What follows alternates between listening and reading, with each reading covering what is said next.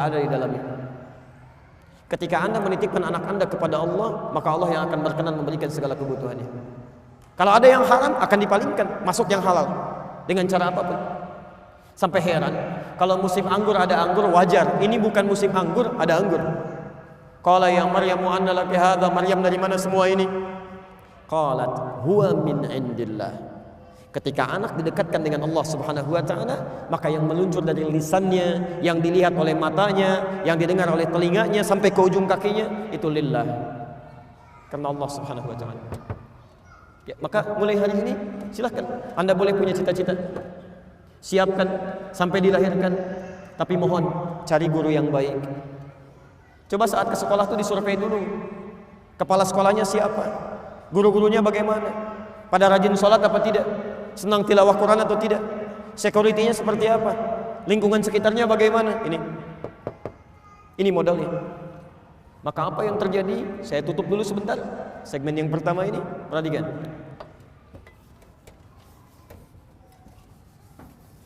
Jadi orang tuanya namanya siapa? Halo? Orang tuanya namanya siapa? Imran. Istrinya siapa? Hannah. Baik. Imran dan Hannah. Tidak disebutkan di Quran. Punya anak namanya siapa? Maryam. Baik. Sekarang lihat. Imran Nabi bukan? Bukan. Hannah Nabi bukan? Bukan. Punya anak namanya Maryam. Maryam Nabi bukan? Rasul bukan? Bukan. Tapi yang hebat, bisa lebih baik dibandingkan kedua orang tuanya. Lebih baik. Ciri kebaikannya, lihat ciri kebaikannya. Imran dengan Hannah disebutkan dalam bentuk keluarga. Keluarga Imran, Maryam punya surat sendiri, surah Maryam. Ibunya Maryam dan bapaknya kalau ingin makan ikhtiar dulu. Maryam tidak, Allah langsung yang berikan kepadanya. Ibunya Maryam mengandung, menikah dulu dengan Imran. Maryam tidak, mengandung, melahirkan tanpa disentuh oleh laki-laki manapun. Walam yamsasni bashar. Saya berikan rumus tafsir ya. Kalau di Quran ada kalimat menunjuk kepada orang, kejadiannya disebutkan, itu tandanya tidak akan berlaku lagi di masa yang akan datang. Hanya terjadi pada orang ini saja. Di Maryam pernah mengandung, pernah melahirkan tanpa disentuh oleh perempuan laki-laki manapun. Dan bahasanya dikatakan Maryam binti Imran. Itu artinya tidak akan pernah terjadi kejadian ini kecuali hanya pada Maryam binti Imran saja. Jadi kalaupun ada perempuan sekarang bisa mengandung, melahirkan tanpa bapak, itu banyak. Tapi yang tidak disentuh laki-laki cuma Maryam. Kalaupun ada yang ngaku-ngaku Maryam, mungkin ada, tapi tidak ada yang Maryam binti Imran. Cuma ini. Lebih hebat dibanding kedua orang tuanya. Sekarang Maryam mengandung, melahirkan. Lahir siapa? Isa. Nabi bukan? Rasul bukan? Rasul. Lebih baik dibandingkan dengan ibu dan kakeknya. Di ketika generasinya dilahirkan itu selalu lebih baik daripada sebelumnya. Ini prinsip dari Al-Quran. Anak kita akan mendapatkan tantangan di masa yang jauh daripada kita. Mesti kita siapkan lebih baik dibandingkan kedua orang tuanya. Jadi kalau punya anak lebih baik daripada bapaknya. Punya cucu lebih baik daripada kakek, neneknya dan kedua orang tuanya. Karena tantangan dia di masa depan lebih daripada kita saat ini. Sering orang tua mengatakan, Ustadz mohon doakan supaya anak saya bisa seperti Ustadz. Saya katakan jangan. Harus lebih daripada ini. Karena tantangan dia di masa datang lebih daripada ini. Ini poinnya. Anda boleh nggak hafal Quran dan berikhtiar sampai hari ini, tapi anak Anda mesti ada. Masa satu keluarga besar nggak ada yang hafal Quran satupun? Masa satu keluarga besar nggak ada yang tahu hadis satupun? Mesti ada. Ada yang harus kita banggakan di hadapan Allah Subhanahu wa taala. Nanti di akhir kajian saya akan tunjukkan bagaimana Quran menawarkan masuk surga satu keluarga bersama-sama. Satu keluarga. Dan itu tawaran, kalau ada yang ingin silahkan, yang tidak itu pilihan Anda.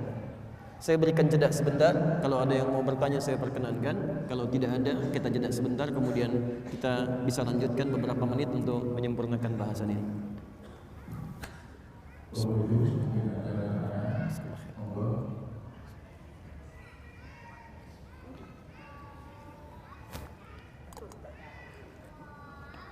Gak apa-apa mas.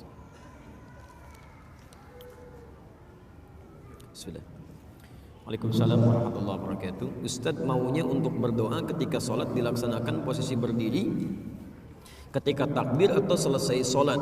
Kalau berdiri itu kapan? Saya pernah mendengar sujud akhir salat itu waktu yang pas untuk berdoa. Baik, ada 4 posisi. Saya ulang, ada 4 posisi dalam salat yang langsung dijamin oleh Al-Quran dan hadis Nabi Sallallahu Alaihi Wasallam sebagai posisi yang cepat mengabulkan doa. 1, berdiri. Dalilnya di Quran surah ketiga Ali Imran ayat 38 sampai 39. Di Al-Baqarah ayat ke-45. Di hadis Nabi sallallahu alaihi wasallam riwayat Abu Daud nomor hadis 649. Nanti saya turunkan. Yang kedua, saat ruku dan sujud. Saat ruku dan sujud. Dalilnya di Quran ada di surah ke-48 Al-Fatah ayat 29. Selanjutnya 4. Jadi tadi berdiri, 2 ruku, 3 sujud di ayat yang sama. Yang keempat, sesaat sebelum salam. Dia setelah mengatakan innaka hamidum majid, itu ada doa yang kalau Anda bisa mohonkan dengan baik juga cepat dikabulkan. Itu riwayatnya ada di hadis Muslim nomor hadis 588. Tapi saya mulai dari yang berdiri dulu ya. Ada 2 cara ketika Anda ingin bermohon saat berdiri dalam sholat. Cara pertama yang tidak dilafadzkan berdasarkan isyarat di Quran, surah ke-2 Al-Baqarah ayat ke-45, wasta'inu bisabri wassalah. Dan jika Anda memiliki persoalan dalam kehidupan, terima dengan sabar, kemudian mintakan solusinya lewat sholat. Saya turunkan kalimatnya, mohon bisa dihapus dulu. Ya.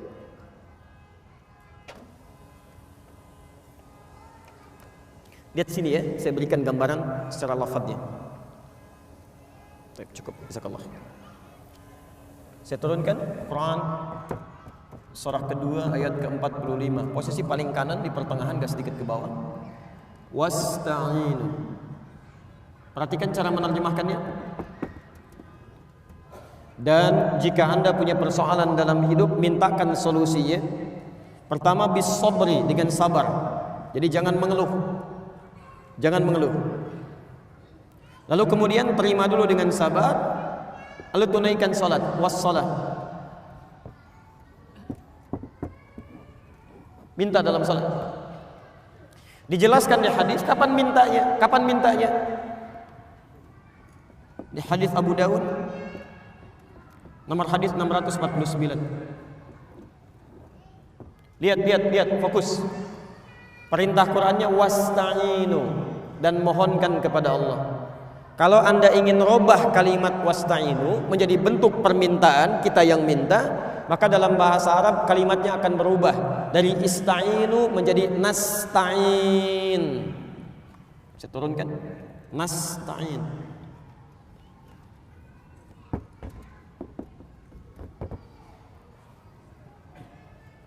Wasta'inu, Anda minta ya. Lalu kita mau minta, robah kalimatnya dari wasta'inu menjadi nasta'in.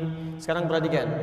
Nabi menyampaikan ketika seorang hamba dalam salatnya mengatakan, "Idza qala al-'abdu iyyaka na'budu wa iyyaka nasta'in."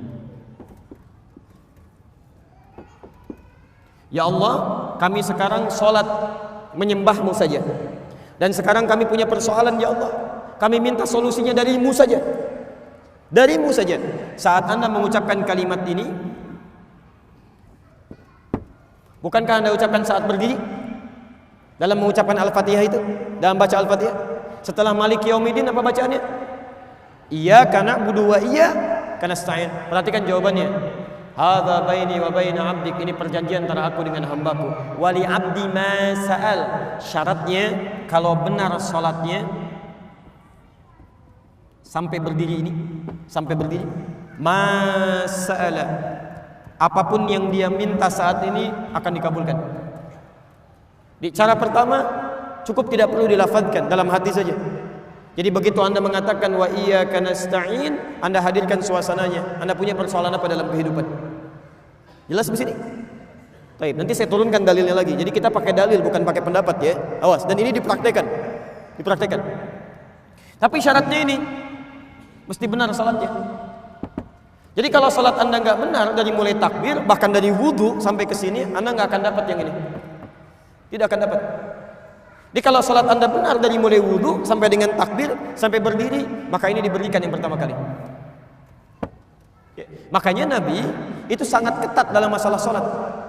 Saya sampaikan sampai 2 kali, dari tadi malam di Al-Irsyad sampai tadi subuh ya, di Masjid Al-Falah. Disebutkan di Al-Bukhari nomor hadis 751, 757, di hadis Muslim nomor hadis 397. Babul musifis shalah. Ada orang yang datang kepada Nabi namanya Khalad Az-Zuraiqi. Ya. Ja'a rajulun ila Nabi sallallahu alaihi wasallam. Datang seorang lelaki pada Nabi sallallahu alaihi wasallam. Fadakhala ila al-Masjid Nabawi, masuk ke masjid Nabi. Fa shalla bi jambin Nabi sallallahu alaihi wasallam, salat di samping Nabi. Kemudian dia mulai bertakbir sampai salam. Falamma sallama yaminan wa syamala, tatkala salam ke kanan dan ke kiri, faqala lahu Nabi sallallahu alaihi wasallam. Nabi sallallahu alaihi wasallam langsung berkata pada orang ini, "Shalli fa innaka lam tusalli." Kamu salat lagi karena kamu belum salat. Padahal sudah salam. Dia mengulang sampai 3 kali, tapi Nabi mengucapkan kalimat serupa. Anda salat lagi karena Anda belum salat. Apa kata orang ini? Ya Rasulullah, ma uhsinu ghairah, alimni.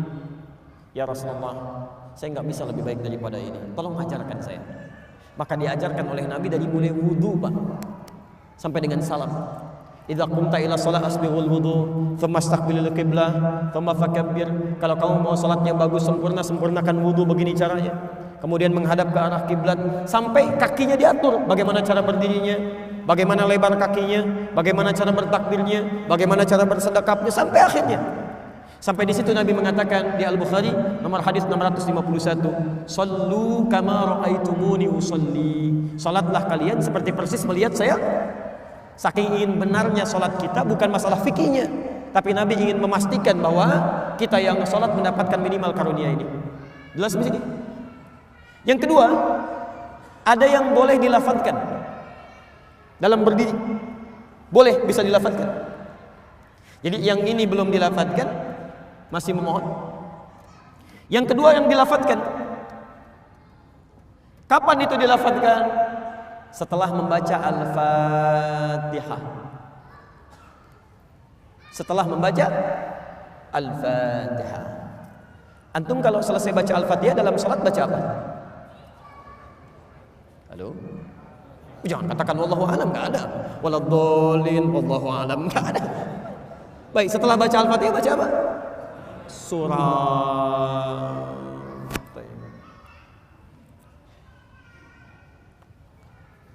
Surah itu dari mulai Al-Fatihah sampai dengan An-Nas tidaklah diturunkan oleh Allah, tidak diturunkan oleh Allah sebagai Al-Quran itu untuk sekedar dibaca, bukan. Saat pertama kali diturunkan oleh Allah itu disebut langsung oleh Quran dengan nama Hudan. Quran surah kedua ayat 185, posisi paling kiri di pertengahan. Syahrul Ramadan alladzi unzila fihi al-Quran hudan linnas. Hudan artinya bisa petunjuk, bisa solusi dari berbagai masalah, bisa hal yang memudahkan dalam kehidupan. Itu hudan. Lihat kalimatnya, lihat. Isi Quran itu dari Al-Fatihah sampai dengan An-Nas, Allah menyampaikan tuh hudan linnas, solusi dari setiap persoalan hidup yang dialami oleh manusia. Jadi kalau ada manusia walaupun dia tidak beriman, dia belajar Quran bisa mendapatkan bagian kemudahan dalam hidupnya. Makanya saking sayangnya Allah pada orang beriman, dipaksa oleh Allah dalam tanda petik supaya dia mendapatkan hudan, solusi kemudahan dalam hidupnya. Bagaimana caranya? Dipindahkan ayatnya ke Al-Baqarah ayat 2 sampai 3, posisi paling kiri dari atas sampai ke tengah. Dzalikal kitabu la raiba fi hudal lil muttaqin. Siapa muttaqin ini? Apa amalannya? Ayat 3-nya, alladzina yu'minuna bil ghaib wa yuqimunas shalah. Diminta oleh Allah menunaikan salat ini supaya mendapatkan hudan. Bagaimana cara mendapatkannya? Ini sebetulnya poinnya. Jadi antum setelah membaca Al-Fatihah, seharusnya antum mencari surat-surat yang dibacakan sesuai dengan kebutuhan antum. Cari ayat-ayat yang sesuai dengan kebutuhan kita. Karena dari Al-Fatihah sampai dengan An-Nas itu semua berisi kebutuhan kita. Saya baca cepat ya, tapi nggak usah ditulis. Saya ulangi, tidak usah ditulis ya. Saya bacakan saja. Misal, sebelum lahir tadi kan ikhtiarnya Quran surah kedua ayat Quran surah ketiga ayat 38 sampai 39. Keadaannya Quran surah 19 ayat kedua sampai dengan ayat ke-11-nya. Begitu dia mulai mengandung, bagaimana kandungannya supaya baik, Quran surah ke-7 ayat ke-189. Begitu dilahirkan, bagaimana supaya ASInya mengalir lancar, anaknya tumbuh menjadi anak yang saleh, Quran surah kedua ayat 233. Begitu usia 2 tahun ke atas, dia mulai belajar bagaimana supaya dekat dengan Allah, baik dengan orang tuanya, baik dengan tetangganya, Quran surah ke-31 ayat 13 sampai dengan ayat 19-nya. Kemudian dia mulai belajar supaya cepat menangkap pelajarannya, Quran surah 9 ayat 122. Supaya meningkat prestasinya, Quran surah 58 ayat yang ke-11. Kemudian dia mulai meningkat lagi pendidikannya, mulai mendapatkan teman-teman bergaul, bagaimana supaya tidak bisa merubah keadaannya, supaya lebih dekat dengan Allah, tidak terjebak dalam pergaulan bebas, Quran surah ke-49 ayat ke-13-nya. Ada yang serius datang mau melamar, bagaimana menyikapinya, Quran surah ke-4 ayat yang ke-4.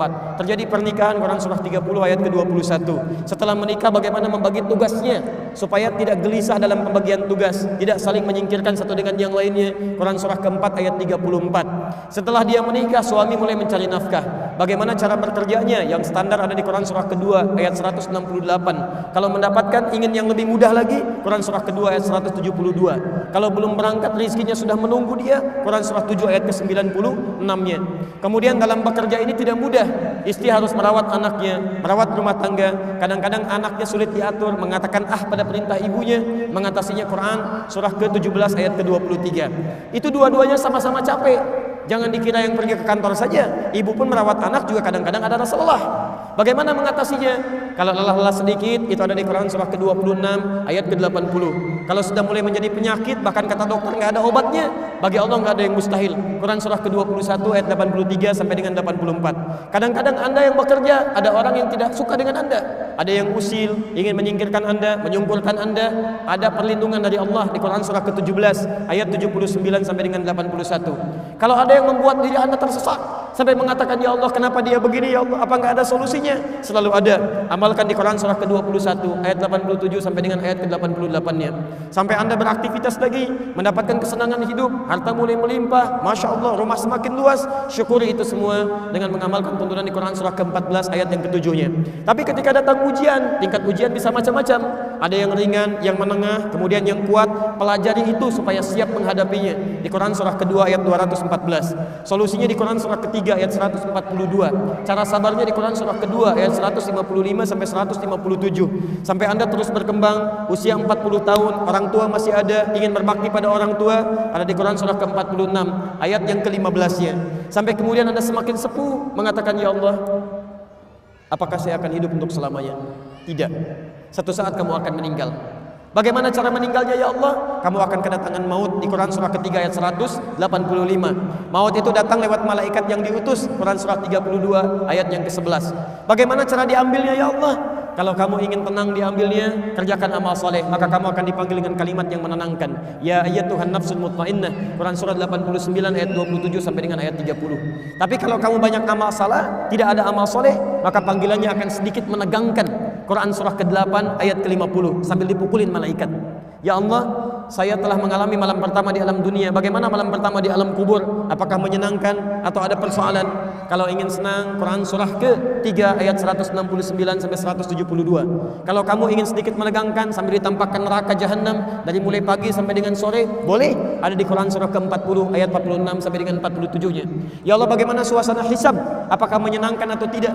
Kalau kamu ingin masuk surga tanpa hisab, langsung masuk mendapatkan berita gembira surga, ada amalannya di Quran surah kedua ayat 25. Tapi kalau kamu misalnya banyak amal salahnya, mengabaikan perintah Allah, bahkan kamu bisa masuk neraka tanpa hisab, ada di Quran surah ke-18 ayat 100 sampai dengan 101-nya. Ya Allah, bagaimana suasana surga nanti, ya Allah? Ayo kerjakan amal saleh. Ada surga bersama Rasulullah tingkat yang paling tinggi. Amalan di Quran surah ketiga ayat 31, Quran surah 59 ayat yang ke-7, Quran surah 33 ayat 21. Ada surga yang di taman surga yang memberikan langsung Allah bisa melihat Allah tanpa hijab. Quran surah 75 ayat 22 sampai dengan ayat 23. Ada amalannya di Quran surah ke-51 ayat 15 sampai dengan ayat 23. Ada Quran ayat surga seluas langit dan bumi. Kemanapun kamu beraktivitas tidak akan pernah menemukan ujungnya. Quran surah ketiga ayat 133 sampai dengan 134. Ada semua. Ada semua. Di Anda punya masalah apapun, ayatnya ada di Quran. Jadi begitu mengatakan waladhdallin, cari ayat yang sesuai dengan kebutuhan Anda. Mintakan, boleh dilafazkan. Masalahnya Ustaz, saya nggak hafal ayatnya. Jadi yang dibaca dari subuh sampai isya, An-Nas lagi, minal jinnati, dan dikabulkan oleh Allah. Mimpinya ketemu jin terus gitu kan. Itu yang boleh dilafazkan. Tapi ini saya mohon maaf kalau tadi agak cepat ya, makanya saya katakan jangan ditulis. Tapi yang paling indah, Quran tidak pernah membuka sebuah persoalan kecuali melahirkan solusi. Ya Allah, saya harus bacakan ayatnya, bagaimana cara saya menghafalkannya? Ditawarkan langsung di Quran. Nanti lain waktu, kalau saya punya waktu yang lebih luas lagi, saya turunkan metodenya, metode Quran langsung. Kata Allah, saya akan berikan jaminan kepadamu untuk mudah menghafalkan Qurannya. Bahkan disebutkan 4 kali di satu surah. Surah 54 ayat 17, ayat 22, ayat 32, ayat ke-40. Walaqad yassarnal Qur'ana lidzikri fahal min muddakir. Dan kami jamin kami akan mudahkan semudah-mudahnya Al-Quran itu untuk dihafalkan, untuk diingat. Sekarang ada nggak di antara Anda yang mau menghafalkannya? Pak, Bu, saking mudahnya anak usia 4 tahun mata buta hafal Quran. Bahkan anak kita itu rekor penghafal Quran paling muda itu orang Indonesia. Dan fisiknya itu dikatakan belum sempurna. Fajar namanya. Lahir dengan keadaan yang terlihat tidak sempurna, tapi begitu bicara kalimat yang keluar pertama kali itu Quran. Quran. ASI diberikan, ayahnya bacakan Quran 1 juz. ASI diberikan, ayahnya bacakan Quran 1 juz. Begitu bisa bicara yang keluar Al-Quran. Saking mudahnya seorang perempuan usia 82 tahun tidak bisa baca, tidak bisa menulis, diperdengarkan oleh cucunya Al-Quran. 2 tahun hafal Quran. Hafal Quran. Jadi menghafal Quran itu sulit atau mudah? Kalau mudah kenapa sampai pagi ini belum hafal? Kalau sulit di mana sulitnya? Karena semua orang mengatakan mudah. Nah, ini mungkin yang harus kita pelajari. Nanti lain waktu, nanti saya turunkan metodenya. Kita sudah buat PowerPoint-nya. Bahkan alhamdulillah kita sudah susun mushafnya. Kita bikin mushaf At-Taisir. Nanti lain waktu saya turunkan bagaimana metode menghafal Quran lewat Al-Quran. Bukan metode buatan manusia. Dan ini standar. Semua penghafal Quran akan mengikuti metode ini. Ya, kalau metode sudah banyak sekarang, sesuai dengan pengalaman masing-masing. Ada metode menghafal Al-Quran semudah tersenyum gitu kan. Ada sudah senyum-senyum nggak hafal-hafal misalnya kan. Itu bukan masalah metodenya yang salah, andanya yang nggak serius. Ada yang demikian ya. Nanti kalau ada waktu saya coba berikan teori singkat. Insya Allah Anda tidak nyampe 5 menit hafal 5 ayat dengan nomornya sekaligus, dengan ayatnya, dengan nomornya. Mau insya Allah? Nanti di akhir ya, karena cuma butuh 5 menit saja insya Allah. Saya teruskan dulu ini. Jadi saya kira sudah terjawab ya yang ini. Nanti dalam ruku ada, dalam sujud ada, termasuk sesaat sebelum salam. Karena tidak ditanyakan, nanti lain waktu kita bahas. Waalaikumsalam warahmatullahi wabarakatuh. Apakah semua orang sudah ditetapkan takdirnya oleh Allah Subhanahu wa taala, dan apakah orang kafir itu sudah takdir Allah? Pertama begini, antum pahami dulu apa itu takdir.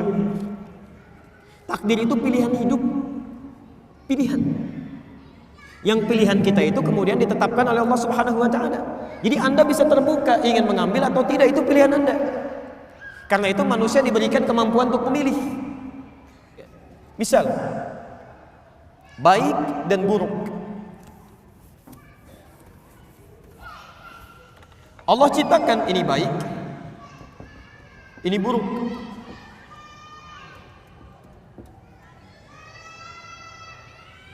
Ini positif, ini negatif. Gak apa-apa, itu dunianya anak-anak memang begitu ya. Kalau tidak teriak-teriak ya jalan-jalan, atau lompat-lompat. Yang paling aneh orang tuanya yang teriak-teriak ya, atau yang jalan-jalan. Biarkan aja itu dunianya, cuma dikondisikan aja. Lihat sini. Allah menciptakan kebaikan dan keburukan. Yang buruk ini diciptakan bukan untuk menjadikan Anda berperilaku buruk, bukan. Tapi untuk menguji supaya yang baik-baik ini muncul ke permukaan. Misal, Allah ciptakan sifat jujur. Saat yang bersamaan dibuat lawannya dusta, bohong. Allah ciptakan sabar, dibuat lawannya marah. Allah ciptakan tawadhu, rendah hati, dibuat lawannya sombong. Allah menciptakan sombong ini bukan menjadikan seseorang untuk jadi sombong, bukan, tapi untuk menguji supaya sifat tawadhunya muncul. Sebab kalau nggak diciptakan sombong, nggak akan kelihatan tawadhu. Kalau nggak dibuat marah, nggak akan kelihatan sabar. Jadi ini dibuat untuk melatih supaya sifat ini muncul. Ini konsepnya ada di Quran surah ke-91 ayat 7 sampai dengan 10. Jadi kalau Anda menemukan sifat marah di orang lain, itu tandanya Allah titipkan marah itu supaya melatih kesabaran pada Anda supaya muncul. Halo? Contoh, bapak pulang dari kantor, ibu menerima di rumah. Begitu suaminya pulang misalnya, Allah titipkan sifat marah pada suami. Saat suami marah itu bukan ingin menjadikan suami pemarah, bukan, tapi untuk menguji sifat sabar dalam istri supaya muncul ke permukaan. Jadi begitu menemukan sifat yang negatif, seharusnya lawannya ini yang cepat dimunculkan. Maka akan indah kehidupan rumah tangga. Begitu suami datang marah, berarti saya harus sabar. Selesai. Jadi berbahagialah kalau ibu mendapatkan suami pemarah. Artinya Allah ingin meningkatkan kesabaran pada ibu. Misal, antum pulang ke rumah menemukan istri cemberut. Cemberut. Apa lawan cemberut? Senyum. Langsung cari lawannya. Jadi begitu pulang ke rumah, istri cemberut, antum senyum. Assalamualaikum. Kayaknya kenal. Siapa ya? Masya Allah. Selesai masalah. Ini istri cemberut, antum marah, gak akan nyambung. Kamu kenapa? Emang kenapa? Oh, gak akan nyambung. Gak akan nyambung. Ini poinnya. Jadi itu keduanya pilihan. Ya. Saya pernah ceritakan di Bali itu Masya Allah. Dia ada satu keluarga soleh yang luar biasa, tinggalnya di Karawang, punya anak 3. Itu sudah punya kebiasaan yang baik. Tapi satu kali suami pulang dari kantor lebih awal, ya, biasa disambut istrinya, masakan biasanya sudah jadi, ini belum jadi, masih masak di dapur. Maka disambutlah suaminya, dicium tangannya, karena suami lelah, capek dan lapar, maka minta pada istrinya supaya dibuatkan dulu makanan pembuka, mie lah ya, semacam itu. Istrinya mempersilahkan duduk di ruang makan, tunggu pak, dimasak dulu katanya. Begitu sedang masak, karena saking sibuknya lupa, ini nyata, garam yang 1 sendok tertuangkan ke mie yang tadi mau dihidangkan. Jadi yang mau masuk ke sayur pindah ke mie. Itu dalam suasana yang sedang sibuk, lupa, diaduk. Masya Allah, dengan bangganya istrinya menyampaikan pada suaminya hidangan mie yang sudah dinanti itu. Disampaikan, silakan pak, ya, ditunggu dulu, mudah-mudahan nanti cepat selesai masakannya. Tayyib. Antum pulang dari kantor, capek luar biasa, lelah dan lapar, disuguhi mie dengan garam 1 sendok. Bagaimana respon pertama yang akan Anda katakan? Masya Allah. Lihat-lihat kalimatnya. Ini keluarga sudah paham dengan konsep ini. Apa lawan garam, apa rasanya? Asin. Apa lawan asin? Maka keluarlah kata-kata yang manis itu. Sini sayang. Anak 3 manggil sayang. Masya Allah, di dapur. Datanglah istrinya. Belum selesai bu. Kalimat keduanya lebih manis lagi. Sini, duduk samping papa berdua. Belum selesai. Kalimat ketiganya, ini pamungkasnya. Helwa, Masya Allah. Sini papa suapin. Jarang rasanya kita makan berdua. Manis. Gak ada kata-kata kasar. Jarang rasanya kita makan berdua. Sini papa suapin. Istri mana yang tidak senang dengan tawaran suami? Mau disuapin lagi. Apa yang terjadi? Ketika mulai disuapi, ini nyata. Ketika disuapi, istrinya merasa ada yang tidak beres di situ. Dia tidak tertawa, tapi dia menangis pak. Dia turun ke lantai, dicium kaki suaminya. Dia minta maaf. Maafkan mama pak. Mama tidak sengaja kan, mama tidak tahu. Apa kata suaminya? Jangan begitu, diangkat. Papa kan cuma katakan, lama rasanya kita nggak makan berdua. Apa yang terjadi? Gara-gara garam 1 sendok yang asin ini, muncullah cinta yang sangat manis bersemi. Laparnya hilang, keduanya masak di dapur bersama-sama. Jadi kalau ada seseorang ini dipilih yang baik tentang iman, kemudian ini kufur, dia diberikan pilihan untuk memilih apakah ingin beriman kepada Allah atau ingin ingkar dari Allah. Tapi saking sayangnya Allah tidak memberikan kepada hambanya peluang untuk menjadi buruk kecuali diberikan jalan untuk mendekat kepada Allah. Maka diturunkanlah apa yang disebut dengan hidayah, supaya hambanya nggak salah pilih. Hidayah, supaya nggak salah pilih. Padahal mudah bagi Allah untuk membiarkan, ayo pilih aja sana, ini pilih sini. Tidak. Saking inginnya Allah semua hambanya memilih yang baik, diberikan hidayah. Ada yang masuk lewat telinga. Azan. Apa artinya azan? Bukan, itu secara fikih. Kalau secara bahasa artinya telinga. Jamaknya uzun. Ya, maaf, dari kata uzun jamaknya azan, telinga. Jadi kalimat yang satu-satunya akan sampai kepada telinga selama masih punya pendengaran. Saya saat berada di Kairo, di Mesir selesai azan, itu Libya azan. Libya selesai azan, Tunisia azan. Tunisia selesai adzan, Maroko adzan. Maroko selesai adzan, Aljazair adzan. Nyebrang sedikit ke Spanyol, ke Perancis, ke Italia. Ternyata Masya Allah, lafaz adzan tidak pernah berhenti dalam 24 jam. Antum cek aja Selamongan ini. Ini berhenti, sana adzan, sana adzan, sana adzan, 24 jam. Kalau itu bukan kalimat yang Allah sampaikan kepada kita, mustahil bisa ada kalimat seperti itu. 24 jam. Bukankah di situ diperkenalkan lafaz Allah? Allahu Akbar, Allahu Akbar. Bukankah diperkenalkan kalimat syahadat? Asyhadu an la ilaha illallah. Dan tidak sedikit orang mendengarkan azan kemudian dia masuk Islam. Ada hidayah lewat pandangan. Ya, pernah ada 2 orang, 1 orang Indonesia, kedua dari luar. Kuliah di Amerika. Yang orang Indonesia ini bagus. Dia seringkali lihat acara Channel One dari Mekah, tersambung lewat Masjidil Haram. Secara singkat satu kali dia sedang buka acara sholat Isya di Masjidil Haram. Ya, imamnya saat itu Syekh Sudes. Dia iseng bertanya kepada kawannya. Dia katakan, kawan, menurut kamu ada berapa orang di masjid itu? Kata non muslim tadi, ya mungkin ribuan orang. Kata temannya, tidak, itu paling minimal 500.000 orang. Lalu dia bertanya lagi, berapa waktu yang dibutuhkan untuk menjadikan orang-orang ini bisa rapi seketika? Kata temannya tadi, paling minimal mungkin 2 pekan. Jadi dia bayangkan satu-satu dirapikan begini. Kata temannya yang muslim, saya akan tunjukkan kepada anda, tidak sampai 5 menit semuanya akan rapi. Temannya kaget, mustahil itu. Kata kawannya, saya tunjukkan. Begitu iqamah, Allahu Akbar, Allahu Akbar, Allahu Akbar, yang tawaf semua berhenti, bikin barisan rapi. Belum 1 menit, temannya sudah bingung. Tunggu sebentar. Begitu Syekh Sudes mengatakan istaw, istaqim, rapatkan, luruskan, kemudian mulai bertakbir, semua takbir, tidak ada yang diam. Anda tahu apa yang terjadi? Teman ini langsung berkata, yang non muslim, tolong tunjukkan kepada saya bagaimana caranya masuk Islam, karena agama ini pasti bukan rekayasa manusia, mustahil bisa begini. Tunjukkan pada saya bagaimana caranya masuk Islam. Orang cuma nonton sholat Isya bisa masuk Islam. Antum yang sudah dikasih nikmat Islam menunda-nunda sholat Isya, itu pilihan. Di konsep ini ada di Quran surah ke-29 ayat 69.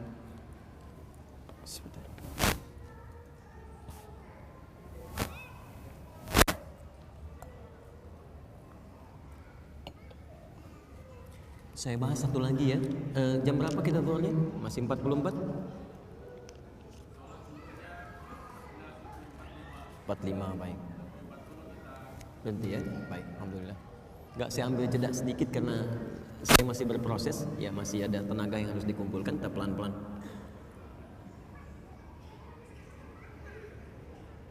Baik Ustadz, kalau rizki adalah qadar Allah, bagaimana pengaruh doa dalam permohonan rizki? Rizki sudah ditetapkan oleh Allah Subhanahu wa taala, enggak bisa berubah. Doa itu bisa mempercepat datangnya dan menentukan keberkahannya.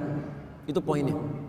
Jadi doa bisa menentukan keberkahan dalam rezeki dan mempercepat datangnya rezeki. Ya. Dalilnya Quran surah ke-51 ayat ke-22, posisi paling kanan sebelah bawah. Itu tentang rezekinya yang ditetapkan. Kemudian diberikan kepada kita Quran surah kedua ayat 29. Ikhtiarnya ada di Quran surah kedua ayat 168. Dipercepatnya di Quran surah kedua ayat 172. Kemudian bisa kita dapatkan lebih, termasuk dengan cara doa. Belum berangkat rezekinya sudah bisa datang dengan cepat. Itu ada di Quran surah ke-7 ayat ke-96. Saya turunkan supaya lebih paham. Boleh saya hapus dulu? Atau bisa digeser sedikit? Bismillahirrahmanirrahim. Ini bahasan terakhir yang saya sampaikan. Lalu kita simulasi untuk coba menghafal Qurannya. Saya berikan contoh sedikit. Ya, artinya manual. Ya, alhamdulillah. Gak apa-apa, saya terangin sendiri, saya tulis sendiri, saya hapus sendiri. Masya Allah, alhamdulillah. Baik. Perhatikan sini. Konsep rezeki Quran surah ke-51 ayat 22, posisi paling kanan, di agak sedikit ke bawah. Lihat sini. Wa fis samaa'i rizqukum wa ma tu'adun. Dan di langit itu rizki Anda sudah ditetapkan, tidak akan tertukar. Dan dijanjikan akan diberikan. Dijanjikan akan diberikan. Mustahil ada orang lahir tanpa ada rizkinya, mustahil. Burung aja ada rizkinya, masa kita yang dihisab tidak ada rizkinya? Dan tidak akan tertukar. Jadi jangan iseng ngambil punya orang lain. Gak ada kerjaan. Gak ada kerjaan karena rizki Anda sudah ada. Kalau Anda ngambil punya orang lain, itu satu saat akan dikembalikan. Dia cuma mempersulit diri sendiri. Nah, sekarang pertanyaannya, rizkinya di langit, kita tinggal di mana? Di bumi. Rizki di langit, tinggal di bumi. Maka kemudian rizki yang di langit ini Allah turunkan ke bumi supaya mudah kita dapatkan. Dalilnya Quran surah kedua ayat 29, posisi paling kanan sebelah bawah. Walladzi khalaqalakum ma fil ardi jami'a. Kami jadikan segala yang di bumi itu untuk kalian semua. Jadikan segala yang di bumi. Hujan turun menjadikan tanah-tanah yang kering jadi gembur kembali, muncul tanaman, muncul buah-buahan. Di bawahnya kemudian ada macam-macam, ada emas, ada tembaga, ada nikel, ada macam-macam segala turunan ke bawahnya. Anda ambil itu, Anda olah, hasilnya jadi masjid, jadi bangunan, jadi rumah, jadi macam-macam. Baik. Fokus. Rizkinya ada di mana tadi? Di langit. Sekarang kita ada di mana? Bukan, kita di Lamongan, di Masjid Namira. Antum ada di Lamongan. Lamongan bagian dari bumi bukan? Baik, bagian dari bumi. Antum tinggal di Lamongan, cuman rizkinya turunnya di bumi. Bumi itu belum tentu di Lamongan, mungkin turun di Ampel. Antumnya di Lamongan, rizkinya turun di Ampel. Apa yang harus dilakukan? Dicari, datang ke sini. Maka turun Quran surah kedua ayat 168. Ada ikhtiar. Dia tidak cukup dengan memohon kepada Allah, ya Allah, ya Allah, masjid tinggal kubahnya, ya Allah, Allahu Akbar, turun dari atas, breng, kubah gitu kan. Masya Allah, tukang cornya kemudian bangkrut, tukang kubahnya bangkrut, nggak ada kreativitas di situ. Maka ya ayyuhan nasu kulu mimma fil ardi halalan thayyiba. Hei manusia, silahkan bergerak, beraktivitas untuk mendapatkan sebagian dari kebutuhan hidup Anda, terkhusus untuk kebutuhan makan. Sekarang lihat. Ini ya ayyuhan nas untuk manusia. Kita bertanya, ya Allah, non muslim nggak sholat, nggak puasa, rizkinya dapat. Kami yang muslim sholat, puasa juga, masa rizkinya sama dengan cara mendapatkannya? Apakah ada kekhususan untuk kami? Maka bagi orang-orang yang beriman diberikan jalan cepat untuk mendapatkan rezeki. Di Quran surah kedua ayat 172. Posisi paling kiri di agak sebelah atas. Ya ayyuhalladzina amanu kulu min thayyibati ma razaqnakum Hai orang-orang yang telah menyatakan dirinya beriman kepada Allah, kulu min thayyibat, perhatikan kalimatnya, ma razaqnakum. Syarat pertama, cari rizki dengan iman. Orang yang mencari rizkinya dengan iman, maka dia otomatis imannya akan membimbing kepada yang halal. Mustahil menemukan yang haram. Makanya di ayat ini kalimat halalnya dibuang. Kalau di ayat yang ini masih dicantumkan, kulu mimma fil ardi halalan thayyiba. Tapi bagi orang beriman, kalimat halalnya dibuang. Kulu min thayyibati ma razaqnakum. Kenapa kalimat halalnya dibuang? Karena dia punya iman. Imannya otomatis membimbing dia langsung pada yang halal. Dimaaf, kalau ada orang beriman masih menemukan harta yang haram, ada yang salah dalam imannya. Ada yang keliru di situ. Ketika dia mencari dengan imannya, maka ma razaqnakum, kami yang akan siapkan rizkinya untuk orang ini, bukan dia yang lelah mencarinya. Baru gerak sedikit, rizkinya sudah datang. Baru berangkat sedikit, peluangnya sudah muncul. Apa tanda keimanan pertama dalam mendapatkan ini? Doa. Doa. Doa. Bukankah Imran berdoa untuk anaknya? Bukankah ibunya berdoa untuk anaknya? Ketika bapak ibunya berdoa untuk anaknya, apa yang diberikan oleh Allah pertama kali? Kullama dakhala 'alaiha Zakaria al-mihraba wajada 'indaha rizqa, rizkinya. Tapi kalau Anda ingin lebih cepat lagi, belum keluar, rizki sudah disiapkan. Itu ada di Quran surah ke-7 ayat 96. Walau anna ahlal qura amanu wattaqau, iman plus taqwa. Ini poinnya. Iman plus taqwa. La fatahna 'alaihim barakatin minas sama'i wal ard. Kami akan bukakan semua pintu-pintu keberkahan rizki di langit dan di bumi. Tadi rizki ada di mana? Langit. Diturunkan ke mana? Sekarang semua pintu rizki oleh Allah dibuka di langit dan di bumi. Jadi di Lamongan dibuka, di Ampel dibuka, segala dibuka, di langit dibuka. Maka rizkinya yang datang mencari Anda, bukan Anda yang datang mencari rizki. Syaratnya iman plus takwa. Bagaimana cara meningkatkan takwa? Ada 115 kali penyebutannya dalam Al-Quran. Anda keluarkan ayat-ayat ini, praktekkan dalam kehidupan, maka Masya Allah, rizki akan mudah didapatkan. Lihat sahabat Nabi SAW, sibuknya luar biasa, tapi masih sempat sholat fardu di masjid berjamaah. Malam masih tahajud sampai hatam Quran, tidak meninggalkan amalan-amalan sunnah, masih puasa juga. Hidupnya santai, bekerja juga, ibadahnya nyaman, asetnya hari ini masih ada. Utsman bin Affan masih punya aset di Bank Saudi sampai hari ini. Abdurrahman bin Auf kapaknya terbuat dari emas. Sahabat-sahabat mulia, kayanya luar biasa, sholat dikerjakan, 5 waktu di masjid, malamnya masih tahajud, dan indah karena meningkatkan takwa kepada Allah Subhanahu wa taala. Coba antum lihat burung, keluar cuma pagi, pulang sore, rizkinya dapat.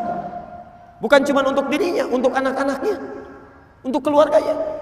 Burung yang tidak dihisab, ketika dia bekerja dengan tasbih kepada Allah, dia bertasbih, dia memuji Allah, berangkatnya pagi, pulang sore, tapi rizkinya cukup untuk satu keluarga.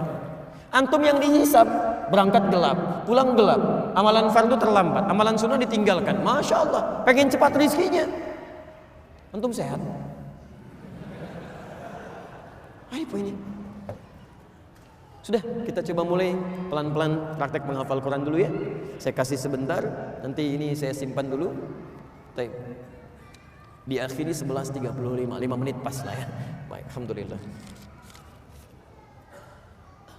Saya boleh hapus dulu ya.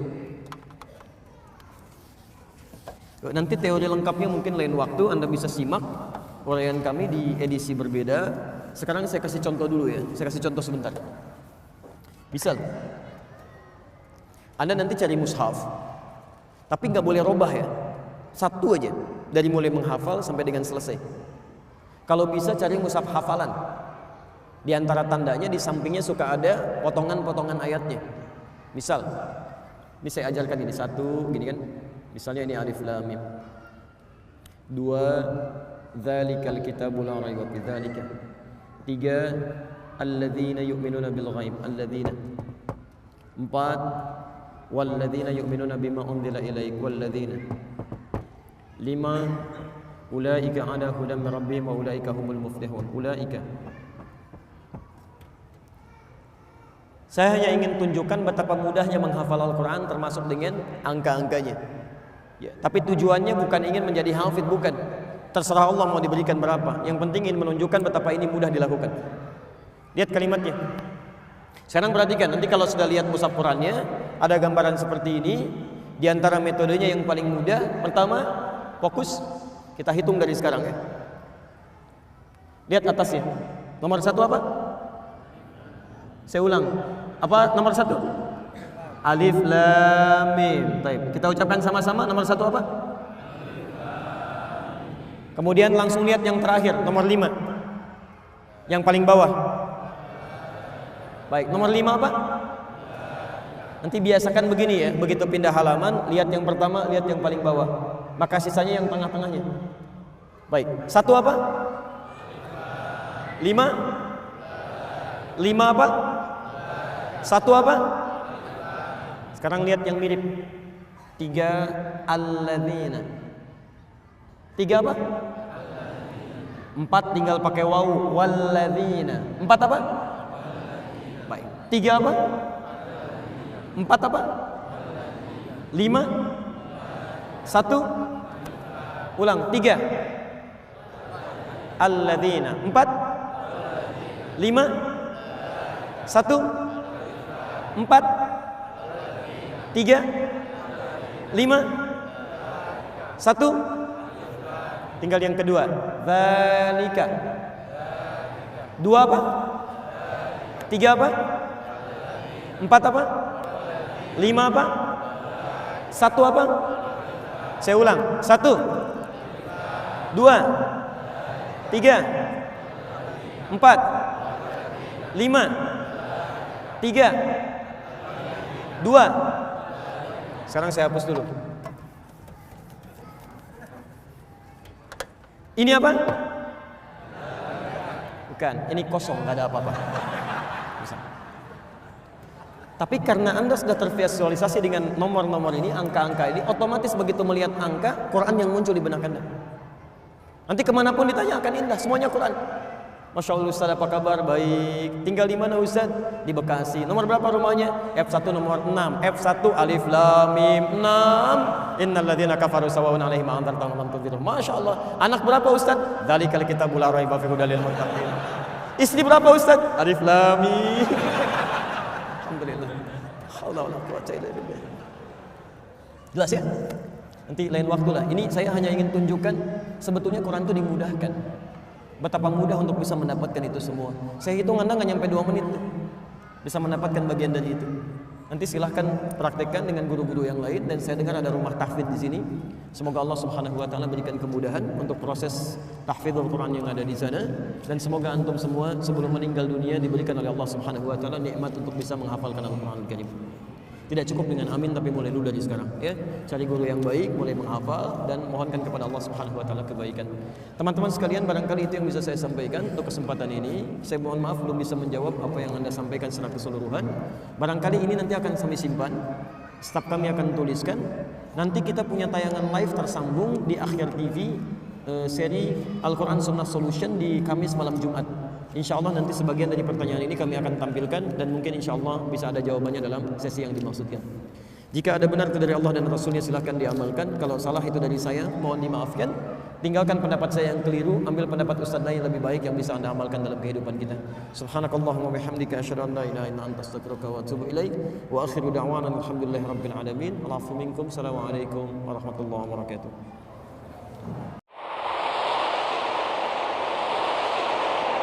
Ammar TV.